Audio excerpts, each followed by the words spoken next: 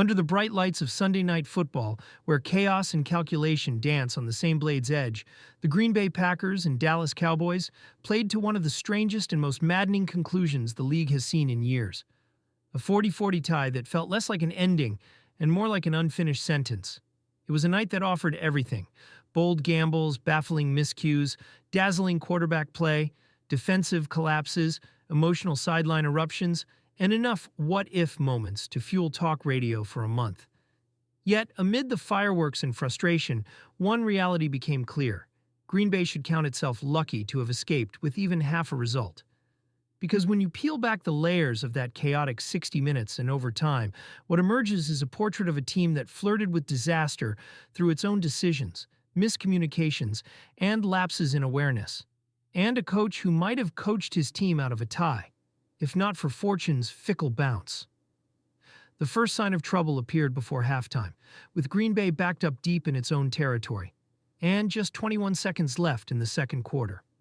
In an era when kickers are drilling 60-yard field goals with unnerving regularity, aggressive decision-making has become the fashion. But aggression has its price, and on this night, it cost dearly.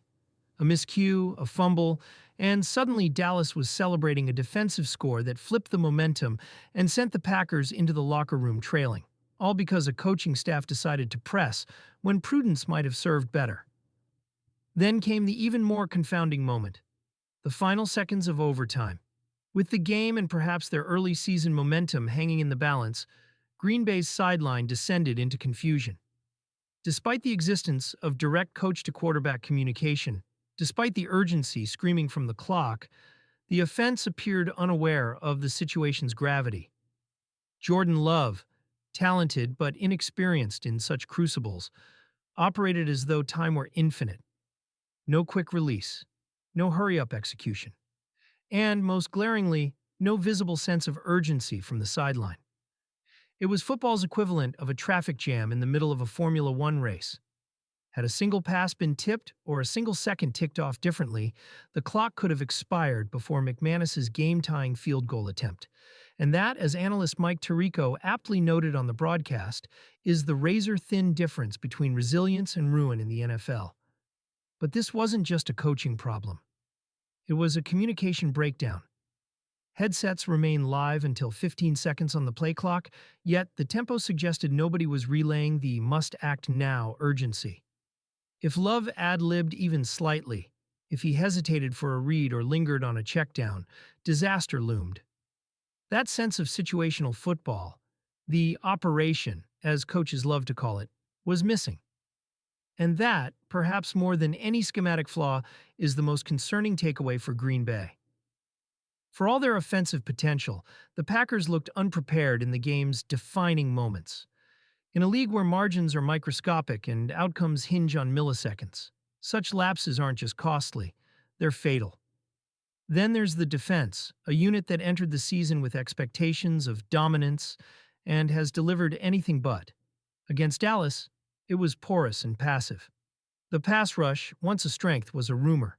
The run defense, supposed to be stout, was soft.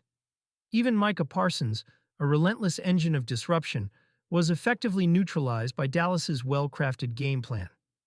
For a defense hyped as elite, it was a humbling reminder that reputations don't stop drives.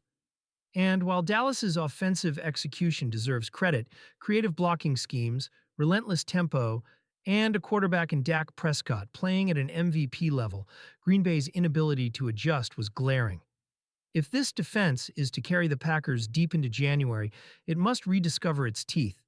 Because right now, it's all bark. This tie, the NFL's most high-scoring since 1964, caps a 3-week stretch of mounting frustration for Green Bay. They blew a 10-point lead in Cleveland. They lost on a blocked kick the following week, and now they squandered a dominant first quarter against Dallas, and were lucky to escape with a tie. Heading into their bye, the Packers face a sobering question. Who are they really? Are they the promising balanced contender from Week 1's win over Detroit and the short week triumph against Washington? Or are they the inconsistent, undisciplined squad that has stumbled since? These 2 weeks should be a wake-up call. Not just for the coaching staff, but for the roster's leadership. the NFL does not forgive complacency. Meanwhile, Dallas walks away with mixed feelings of its own. On one hand, Prescott's precision and poise were a revelation, especially without star receiver CeeDee Lamb. On the other, the Cowboys had chances to bury this game and failed to finish. Yet Jerry Jones, never one to downplay emotion, chose pride over frustration in his postgame remarks. "I'm proud of this bunch," he said. "They competed their tails off tonight. I'm sick for these guys, sick for these fans, that we didn't bring home a win, but I'm proud of the fight." His words rang true, but the underlying reality remains. Ties leave everyone dissatisfied. They are a football purgatory. Too much effort expended for nothing decisive in return. The ripple effects extend beyond this game. Across the league, the Baltimore Ravens find themselves spiraling after a 1-3 start, their vaunted defense springing leaks and their postseason hopes dimming. "I'm concerned, but I'm not overwhelmed," Coach John Harbaugh said, trying to project calm amid chaos. Yet history offers little comfort. Of the previous two preseason Super Bowl favorites, to start 1-3, both missed the playoffs. Injuries have piled up, yes, but so have defensive lapses. Once a model of stinginess, the Ravens' defense now gives up points in bunches. Lamar Jackson remains dynamic, but he can't overcome systemic breakdowns alone. And while there's a case to be made that regular season struggles could relieve playoff pressure, that only matters if Baltimore actually gets there. In Kansas City, a different kind of storyline unfolds, one that underscores the irreplaceable value of speed in the modern NFL. Rookie Xavier Worthy's return to the lineup instantly transformed the Chiefs' offense, injecting vertical explosiveness that had been missing. Andy Reid's playbook, rich with misdirection and layered passing concepts, suddenly hummed again. Worthy's speed stretched defenses, created mismatches, and opened the field for Patrick Mahomes to exploit. It was a reminder that even the most gifted quarterbacks benefit immensely from the simplest of assets, a receiver who can outrun coverage. Back in Dallas, though, none of that mattered. What mattered was the scoreboard, and the fact that neither team could tilt it decisively.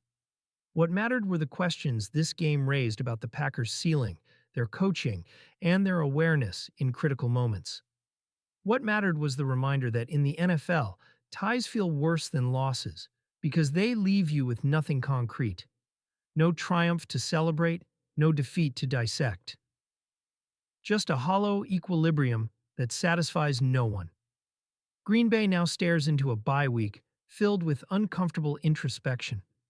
They'll review film of that chaotic final drive, replay those miscommunications, and wonder how they turned a winnable game into a 40-40 stalemate. They'll dissect why a defense built to